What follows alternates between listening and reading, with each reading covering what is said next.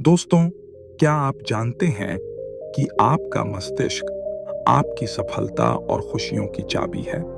अगर हमारा दिमाग मजबूत है तो हम बड़े से बड़े फैसले आसानी से ले सकते हैं और हर मुश्किल का डटकर सामना कर सकते हैं।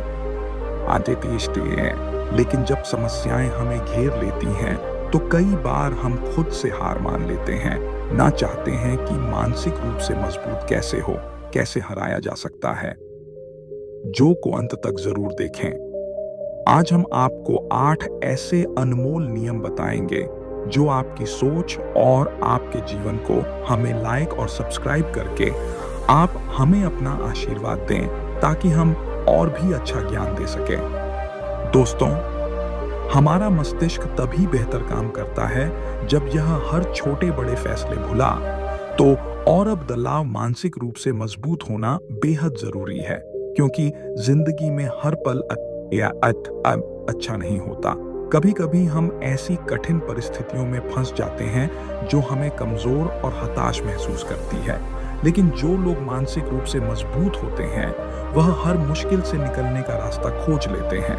आज की इस वीडियो में हम इसी पर चर्चा करेंगे, कैसे आप मानसिक मजबूती हासिल कर सकते हैं और अपने कठिन समय से बाहर आ सकते हैं। एक बार एक बौद्ध गुरु अपने शिष्यों को मस्तिष्क की ताकत के बारे में सीख दे रहे थे। उन्होंने समझाया कि इंसान के विचार कभी अच्छे होते हैं तो कभी बुरे। अच्छे विचार इंसान को सकारात्मक दिशा में ले जाते हैं, जबकि पूरे विचार पाटन का कारण बनते हैं। इस समय राजवंश नाम का एक शिष्य खड़ा हुआ और गुरु से पूछा, गुरुवार, क्या कोई ऐसा तरीका है जिससे हम अपने मस्तिष्क को और अधिक मजबूत और शक्तिशाली बन सके? अगर आप भी सवाल का जवाब जानना चाहते हैं तो इस वीडियो को अंत तक देखें। गुरु बोले जा सकता है, लेकिन उससे पहले मैं तुम्हें कुछ महत्वपूर्ण बातें मस्तिष्क और मां के बारे में समझाना चाहता हूं। इन बातों को ध्यानपूर्वक सुनो, तभी तुम समझ पाओगे कि मानसिक शक्ति को कैसे विकसित किया जा सकता है। गुरु ने कहा, जब भी हम कोई बात सोचते हैं तो सबसे पहले वह विचार हमारे मस्तिष्क में जन्म लेते हैं। उसके बाद इस विचार के अनुसार हमारा पूरा शरीर प्रतिक्रिया करता है। उदाहरण के लिए, अगर आप दुखद बातें सोचते हैं तो आप महसूस करेंगे कि आपका शरीर धीरे धीरे कमजोर और सुस्त होने लगता है, आपकी ऊर्जा कम होने लगती है। लेकिन इसके विपरीत, जब आप प्रेरणादायक और उत्साहजनक बातें सोचते हैं तो आपके अंदर असीमित ऊर्जा का प्रवाह होने लगता है। आप न केवल ऊर्जावान महसूस करते हैं, बल्कि आपके चेहरे और शरीर की हर हरकत में यह झलकने लगे। कहा, जब आप खुश होते हैं तो आपके शरीर में अद्भुत ऊर्जा का संचार होता है। पूरा अस्तित्व का कारण यह है कि आपने अपने मस्तिष्क में सकारात्मक और जोश भर विचारों को जन्म दिया। शरीर तो वही रहता है, लेकिन विचारों के अनुसार उसकी स्थिति बदलती है, इनको निहाल बना देता है। जबकि उत्साह से भरे विचार आपके शरीर को नई ताकत और ऊर्जा प्रदान करते हैं। यही कारण है शरीर पूरी तरह से हमारे मस्तिष्क में उत्पन्न हो रहे विचारों पर निर्भर करता है। गुरु बोले कि मेरी बातों को समझकर तुम्हें यह जरूर महसूस हुआ होगा कि हमारा मान कितना प्रभावशाली है। अब मैं तुम्हें यह बताने जा रहा हूं कि मानसिक रूप से मजबूत कैसे बन जा सकता है। मैं तुम्हें 8 ऐसे तरीके से, जिन पर यदि तुम अमल करोगे हैं, अपने विचारों का हिस्सा बना लोगे, तो तुम्हारा शरीर भी इस दिशा में काम करने लगेगा। जैसा मैंने पहले समझाया था, जब आप दुखी होते हैं तो आपका शरीर कमजोर और ऊर्जा रहित हो जाता है, लेकिन जब आप खुश होते हैं तो आपके शरीर में ऊर्जा का प्रवाह शुरू हो जाता है। इसका अर्थ यह है कि यदि तुम आज अपने विचारों में उतरोगे तो पूरी तरह से मजबूत और ऊर्जा से भर जाएगा, और जब तुम मानसिक रूप से मजबूत बन जाओगे तो किसी भी मुश्किल हालात का सामना आसानी से कर सकोगे। मानसिक रूप से मजबूत बनने का पहला नियम है, जो बीत गया है उसकी चिंता करना छोड़ दो। गुरु ने सभी से पूछा, मुझे यह बताओ, सूर्य किस दिशा से उगता है? सभी शिष्यों ने एक स्वर में उत्तर दिया, गुरुवार, सूर्य पूर्व दिशा से उगता है। तब गुरु ने कहा, यदि मैं कहूं कि सूर्य पश्चिम दिशा से उगने लगेगा, तो क्या यह संभव है? बिल्कुल नहीं। गुरुवार सूर्य तो पूर्व से ही उगेगा। हम उसकी दिशा को बदल नहीं सकते। गुरु ने आगे कहा, अब मान लो बारिश का मौसम है। यदि मैं यह कहूं कि बारिश तुरंत बंद हो जाए, तो क्या ऐसा हो जाएगा? हमारे कहने से इसे रोक नहीं जा सकता। तब गुरु मुस्कुराते हुए बोले, यही तो पहले सिख है हमारे, न नियंत्रण का करना छोड़, तुम्हारा समय और ऊर्जा केवल उन बातों पर लगने चाहिए। मैं कहूं कि ठंड के मौसम में गर्मी पड़ने लगे, तो क्या यह संभव है? शिष्यों ने उत्तर दिया, गुरुवार ऐसा कभी नहीं हो सकता। ठंड के मौसम में गर्मी और गर्मी के मौसम में ठंड होना प्रतिखिलाफ है और नियंत्रण में नहीं। मुस्कुराते हुए बोले, वही कह रहे हो, हमारे नियंत्रण में नहीं है। यह जो घटनाएं बीत चुकी हैं, उनके बारे में बार बार सोचकर परेशान होने का कोई मतलब नहीं।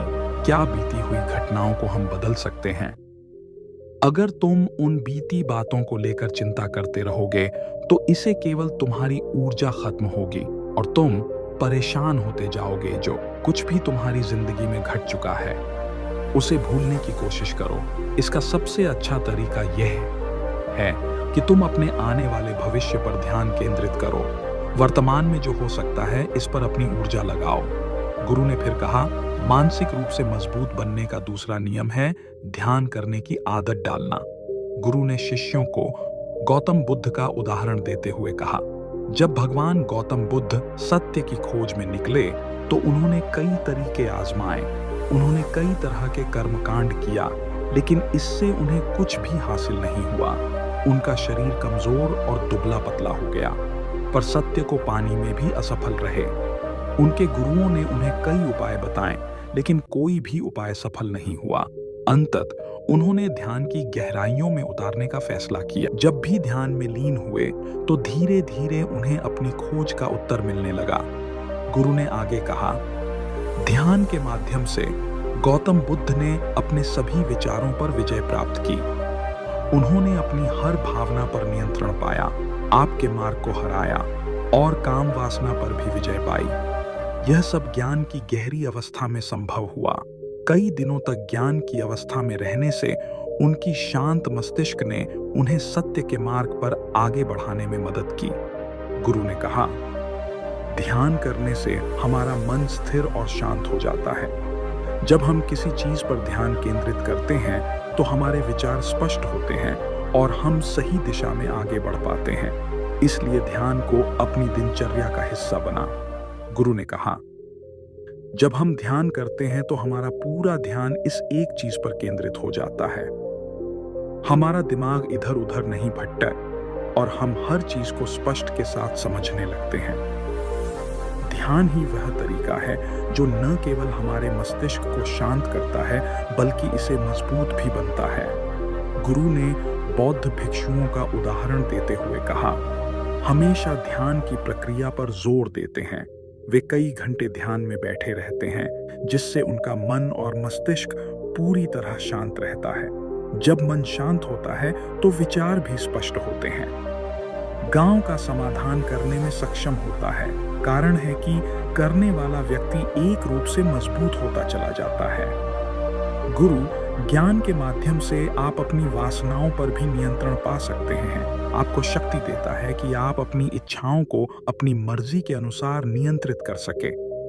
ध्यान ही वह माध्यम है जो आपके मन और मस्तिष्क को हर तरीके से सशक्त बनाता है। इसके बाद गुरु ने कहा, मानसिक रूप से मजबूत बनने का तीसरा नियम है। उन्होंने कहा, तुम सबको यह समझना होगा कि तुमने संसार में अपनी मर्जी से जन्म लिया है, अपने कर्मों के आधार पर अपना गर्भ चुना है। लेकिन जैसे ही इंसान जन्म लेता है, वह इस बात को उसे जीवन में क्या संसार की मोह माया में उलझ जाता है और दान को देता है।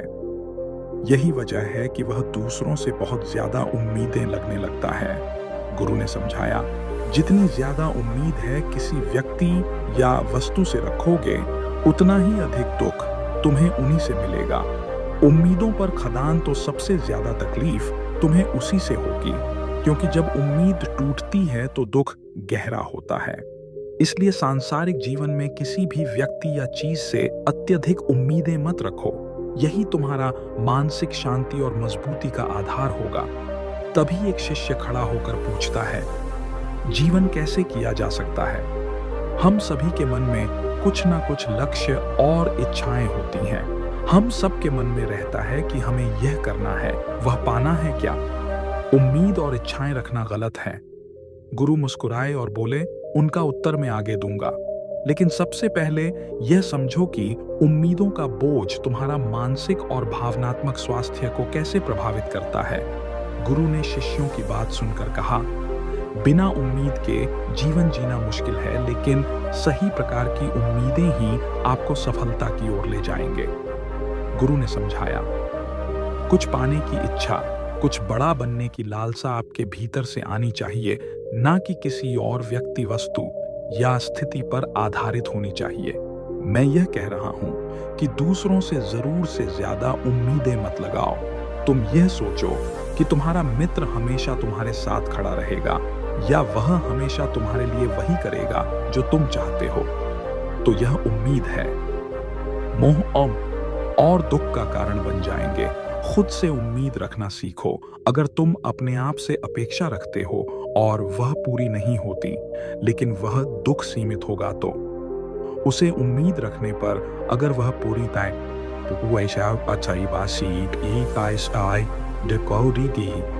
पूरी ना हो तो गहरा दुख होता है। यही बात माता पिता और बच्चों पर भी लागू होती है। गुरु ने गंभीर स्वर में कहा, कई बार माता पिता अपने अधूरे सपनों का बोझ बच्चों पर डाल देते हैं।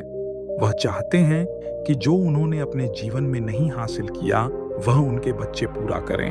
बच्चे उनकी उम्मीदों के बोझ तले दब जाते हैं और उनकी स्वतंत्रता छीन जाती है। इसीलिए मैं सभी से कहना चाहता हूं कि अपने सपनों और उम्मीदों का पहाड़ बच्चों पर मत ला दो, वहां खुद तय करने दो। फिर गुरु ने आगे कहा, मानसिक रूप से मजबूत बनने का चौथा नियम है, पहली बार में असफल होने से डरना मत। उन्हें समझाया, अगर तुम डर को अपने ऊपर हावी होने दोगे तो असफलता निश्चित होगी। तुम्हारे आत्मबल और आत्मविश्वास को कमजोर करता है, और जब आत्मविश्वास डगमगने लगे तो लक्ष्य तक पहुंचना मुश्किल हो जाता है। गुरु ने एक उदाहरण देते हुए कहा, जीवन में अगर तुम अपने लक्ष्य की ओर बढ़ रहे हो और बार बार यह सोचते हो कि अगर मैं असफल हो गया तो क्या होगा, तो यह विचार तुम्हारे भीतर डर को जन्म देगा और डर से शंकाएं पैदा होती हैं। जब शंकाएं बढ़ेगी तो तुम्हारा मन अशांत हो जाएगा, रातों की नींद गायब हो जाएगी, बेचैनी बढ़ने लगेगी। यही डर तुम्हें असफलता की ओर धकेल देगा। गुरु ने जोर देकर कहा, जब भी अपने लक्ष्य की प्राप्ति के लिए कदम बढ़ाओ तो मन में किसी भी प्रकार की शंका या नकारात्मक विचार मत आने दो। खुद पर भरोसा रखो। अगर एक बार असफल हो जाओ तो फिर से कोशिश करो। असफलता कोई अंत नहीं है, बल्कि यह सफलता का पहला कदम है। गुरु के यह शब्द शिष्यों के मन में गहराई तक उतर गए। उन्होंने मन ही मन ठान लिया कि वे डर को खुद पर हावी नहीं होने देंगे और हर असफलता को सफलता की ओर बढ़ने का अवसर समझेंगे। गुरु ने शिष्यों से कहा, जब भी असफलता का विचार तुम्हारे दिमाग में आएगा तुम और ज्यादा डरने लगोगे। यही डर तुम्हें रोक देगा। इसलिए जब जीवन में अपने लक्ष्य की प्राप्ति के लिए कदम बढ़ाओ तो मन में कोई शंका मत रखो। केवल और केवल अपने काम पर ध्यान केंद्रित करो। जब तुम पूरी लगन और ध्यान से काम करोगे तो डर ही खत्म हो जाएगा। गुरु ने आगे समझाया, जब तुम अपने काम में पूरी तरह जुट जाओगे तो तुम्हारा मन लक्ष्य की ओर केंद्रित रहेगा और डर को जगह ही नहीं मिलेगी। एक बार डर खत्म हो गया तो सफलता अवश्य तुम्हारे कदम चूमेगी। इसके बाद गुरु ने कहा, मानसिक रूप से मजबूत बनने का पांचवा नियम है, कभी भी खुद को कोसो मत। गुरु ने गंभीर स्वर में समझाया, जो व्यक्ति जीवन में जितना संघर्ष करता है वह उतना ही मजबूत बनता है, और जो जितना मजबूत बनता है वह उतना ही काबिल हो जाता है। गुरु के यह शब्द शिष्यों के मन में गहराई तक उतर गए। उन्होंने मन ही मन ठान लिया कि वे डर को खुद पर हावी नहीं होने देंगे और हर असफलता को सफलता की ओर बढ़ने का अवसर समझेंगे। गुरु ने शिष्यों से कहा, जब भी असफलता का विचार तुम्हारे दिमाग में आएगा, तुम और ज्यादा डरने लगोगे। यही डर तुम्हें रोक देगा। इसलिए जब जीवन में अपने लक्ष्य की प्राप्ति के लिए कदम बढ़ाओ तो मन में कोई ध्यान से काम करोगे तो डर स्वतः ही खत्म हो जाएगा। गुरु ने आगे समझाया, जब तुम अपने काम में पूरी तरह जुट जाओगे तो तुम्हारा मन लक्ष्य की ओर केंद्रित रहेगा और डर को जगह ही नहीं मिलेगी। एक बार डर खत्म हो गया तो सफलता अवश्य तुम्हारे कदम चूमेगी। इसके बाद गुरु ने कहा, मानसिक रूप से मजबूत बनने का 5वां नियम है, कभी भी खुद को कोसो मत। गुरु ने गंभीर स्वर में समझाया, जो व्यक्ति जीवन में जितना संघर्ष करता है वह उतना ही मजबूत बनता है और जो जितना मजबूत बनता है वह उतना ही काबिल हो जाता है। लेकिन अगर तुम किसी असफलता या किसी गलती के लिए खुद को बार बार कोसोगे तो यह तुम्हें मानसिक रूप से कमजोर बना देगा। गुरु ने कहा, खुद को कोसना सबसे खतरनाक आदतों में से एक है। यह तुम्हारे दिमाग की क्षमता को कम करता है, तुम्हारी सोचने समझने की शक्ति को कमजोर करता है और आत्मविश्वास को खत्म कर देता है। इसीलिए जीवन में कभी भी अपने आप को किसी भी गलती या असफलता के लिए दोष मत दो। अगर किसी कार्य में असफल हो गए, किसी भी गलती या असफलता के लिए दोष मत दो। अगर किसी कार्य में असफल हो गए या जो तुमने सोचा था वह नहीं हो पाया, तो इसका मतलब यह नहीं कि तुम हमेशा असफल रहोगे। गुरु ने उदाहरण देते हुए कहा, अगर मैं कि यह सामने आम का पेड़ है और पूछूं कि इस पर सबसे पहले कौन सा जानवर चढ़ेगा, हाथी, बंदर, गिलहरी या शेर, तो तुम सब क्या कहोगे? शिष्यों ने एक स्वर में उत्तर दिया, गुरुवर, सबसे पहले गिलेबेले, गिलहरी और बंदर चढ़। गुरु ने मुस्कुराते हुए कहा, ठीक कहा, क्योंकि हाथी या शेर का पेड़ पर चढ़ना संभव नहीं है। इसका मतलब यह नहीं कि हाथी और शेर कमजोर हैं। हर व्यक्ति, हर जीव अपने स्वभाव और क्षमताओं के अनुसार ही कार्य करता है। उसी प्रकार तुमसे अगर कोई काम नहीं हुआ या किसी और ने तुम्हारी अपेक्षा बेहतर कर लिया तो इसका यह मतलब नहीं कि तुम कमजोर हो। यह सिर्फ इस बात का संकेत है कि तुम किसी और चीज में बेहतर हो। गुरु ने अंत में कहा, खुद को कोसने की बजाय अपनी क्षमताओं को पहचानो और आगे बढ़ो। जो बीत गया है उसे भुलाकर आने वाले समय पर ध्यान केंद्रित करो। यही मानसिक रूप से मजबूत बनने का असली मार्ग है। शिष्य गुरु के इन शब्दों से प्रेरित होकर ठान लेते हैं कि अब वे अपनी गलतियों के लिए खुद को दोषी नहीं ठहराए, बल्कि उनसे सीख लेकर आगे बढ़ेंगे। गुरु ने शिष्यों से कहा, अगर हाथी यह सोचे कि वह पेड़ पर क्यों नहीं चढ़ सकता और खुद को कोसने लगे तो क्या यह सही होगा? शिष्य ने उत्तर दिया, गुरुवर, यह तो गलत होगा, क्योंकि हाथी तो कभी भी पेड़ पर चढ़ने के लिए बना नहीं है। गुरु ने मुस्कुराते हुए कहा, बिल्कुल सही। हर जीव, हर व्यक्ति अपनी क्षमताओं और स्वभाव के अनुसार कार्य करता है। ठीक इसी प्रकार हर इंसान की अपनी विशेषता होती है। कोई किसी काम में माहिर होता है तो कोई किसी और काम में। हमें यह समझना चाहिए कि जरूरी नहीं है कि जो काम दुनिया कर रही है वही हम भी करें। तुम अपनी प्रतिभा और क्षमता को पहचानो और उसी के अनुसार कार्य करो। अगर तुम अपनी क्षमताओं के हिसाब से काम करोगे तो सफलता तुम्हारे कदम जरूर चूमेगी। गुरु ने आगे कहा, मानसिक रूप से मजबूत बनने का 6वां नियम है, अपनी ऊर्जा को व्यर्थ में बर्बाद मत करो। गुरु ने गंभीरता से समझाया, तुम सबके पास अभी बहुत ऊर्जा है, लेकिन ध्यान रखना, अगर तुम इस ऊर्जा को गलत कार्यों या गलत लोगों पर बर्बाद करोगे तो यह तुम्हें बर्बादी की ओर ले जाएगी। इसीलिए अपनी ऊर्जा को सही दिशा में लगाओ। अपने लक्ष्य पर पूरी ऊर्जा के साथ ध्यान केंद्रित करो। जब तुम अपनी ऊर्जा को लक्ष्य प्राप्ति में लगाओगे तो सफलता निश्चित होगी। लेकिन अगर ऊर्जा बिखरने लगेगी तो तुम कभी भी अपने उद्देश्य को प्राप्त नहीं कर पाओगे। गुरु ने को चेताया, अपनी ऊर्जा को व्यर्थ की चीजों में खर्च करने से बचो। इसे ऐसे कार्यों में लगाओ जो तुम्हारे विकास और सफलता के लिए महत्वपूर्ण है। गुरु ने फिर 7वें नियम की ओर ध्यान दिलाते हुए कहा, मानसिक रूप से मजबूत बनने का 7वां नियम है, सुनो सबकी लेकिन करो अपने मन की। उन्होंने समझाया, शिष्यों, सबसे पहले यह पहचानो कि तुम्हारी अपनी क्षमता क्या है। अगर तुम्हें अपनी क्षमताओं का ज्ञान है तो उसी के अनुसार बातों पर भरोसा मत करना। तुम्हारा शरीर, तुम्हारा मन और तुम्हारी क्षमता तुम्हारे अपनी है और तुम्हारे बारे में सबसे ज्यादा तुम ही जानते हो। कोई और व्यक्ति तुम्हें तुम्हारे से बेहतर नहीं जान सकता। गुरु ने जोर देकर कहा, अगर तुम्हें अपनी क्षमता का पता है तो उसी के अनुसार कार्य करो। कुछ लोग किसी कार्य को जल्दी कर लेते हैं तो कुछ को समय लगता है, लेकिन इसका मतलब यह नहीं कि कोई कमजोर है। हर व्यक्ति का अपना अपन तरीका और अपनी गति होती है, इसलिए दूसरों की सुनो, लेकिन अंत में वही करो जो तुम्हें सही लगे और जो तुम्हारी क्षमता के अनुकूल हो। गुरु के यह शब्द सुनकर शिष्य प्रेरित हुए और उन्होंने ठान लिया कि वे अपनी ऊर्जा को सही दिशा में लगाएंगे और अपने मन की बात सुनकर अपनी क्षमताओं के अनुसार ही कार्य करेंगे।